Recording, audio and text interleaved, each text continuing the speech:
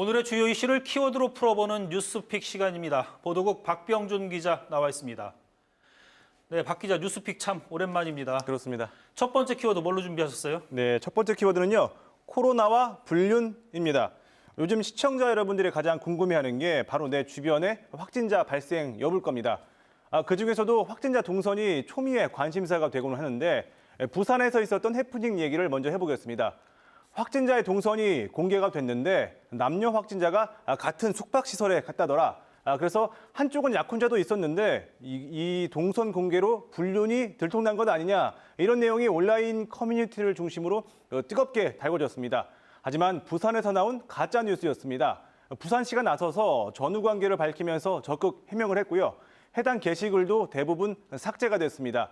좀 극단적인 예를 들긴 했는데 확진자들 상당수가 동선이 공개되면서 사생활 노출로 심한 정신적 고통을 호소하고 있습니다. 또 이들이 다녀간 식당이나 상점들도 마찬가지인데 확진자 방문 사실이 드러나면 손님이 뚝 끊기기 때문에 지금 같은 시기에는 사실상 폐업 선고나 다름이 없다고 합니다. 네, 이런 부작용이 커도 동선 공개를 하는 건 무슨 이유가 있지 않겠습니까? 그렇습니다. 이게 2015년 메르스 사태 당시 있었던 일 때문인데요. 당시 보건당국이 확진자가 머물렀던 병원의 동선을 뒤늦게 공개하면서 3차 감염을 유발했다는 비판이 좀 많았습니다. 그래서 그 이후에 개정된 감염병 예방법에 따라 각 자치단체는 확진자의 이동 경로를 언론 등을 통해서 발빠르게 공개를 하고 있습니다. 대전시 같은 경우에도 안전 문자를 통해 일일이 동선을 밝히기도 했는데요. 확진자가 방문한 곳을 가지 말란 뜻은 아니고 해당 시간 해당 장소에 방문을 했다면 확진자와 접촉했을 가능성이 있으니까 스스로 점검을 좀 하고 선제적으로 대응하자라는 취지입니다.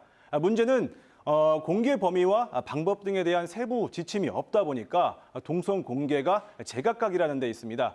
실제 어떤 자치단체는 확진자가 다녀간 식당, 병원의 상호명은 물론 마스크 착용 여부까지 모두 공개를 했는데 어떤 곳은 마스크를 쓴 곳의 동선은 제외하기도 했습니다.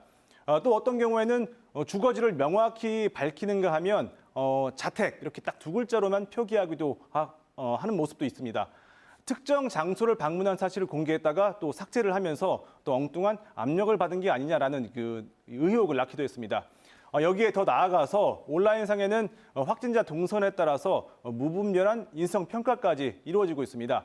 동선이 좀 복잡하면 이 사람 이제 슈퍼 전파자라고 이제 손가락질을 하고 증상 발현 이후에 자택에만 머물렀다고 하면 개념 확진자다 이렇게 칭송을 하기도 하는데 확진자의 동선 공개 이거는 감염병 확산을 막기 위해서 분명 불가피한 측면이 있습니다.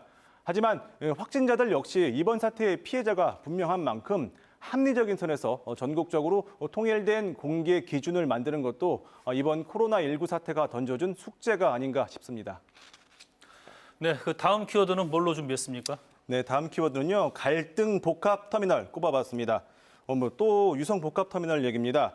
벌써 이 코너에서만 벌써 한 서너 번째 이 주제로 이야기를 드리고 있는데 코로나19 감염 사태로 엄중한 이 시기에 오늘 대전시청에서 유성 복합터미널 사업 시행사 KPIH의 사내 이사이자 2대 주주인 조모 씨가 기자회견을 열었습니다.